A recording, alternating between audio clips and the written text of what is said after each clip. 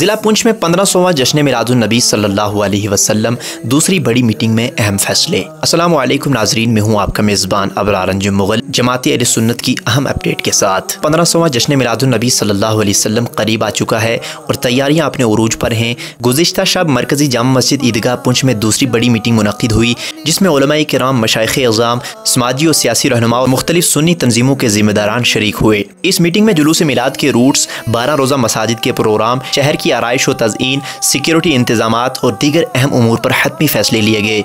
शुरका ने मुत्तफ़िका तौर पर कहा है कि इस साल का मिलाद पिछले तमाम सालों से ज़्यादा मुनज़्ज़म, पुररौनक और ईमान अफरोज़ होगा। मोहतरम नाज़रीन किराम, मिलादुन नबी सल्लल्लाहु अलैहि वसल्लम सिर्फ जश्न नहीं, ये हमारे लिए इश्क़ रसूल सल्लल्लाहु अलैहि वसल्लम का अमली इज़हार है। आइए अपने घरों को सजाएं, महफिलों को मुनव्वर करें और सबसे बढ़कर हुज़ूर सल्लल्लाहु अलैहि वसल्लम की तालीमात को अपनी ज़िंदगी में अपनाएं। जमाती अहले सुन्नत की इस पेशकश को सुनने के लिए आपका शुक्रिया। जुड़े रहें जमाती अहले सुन्नत के साथ और पेज को फॉलो करें।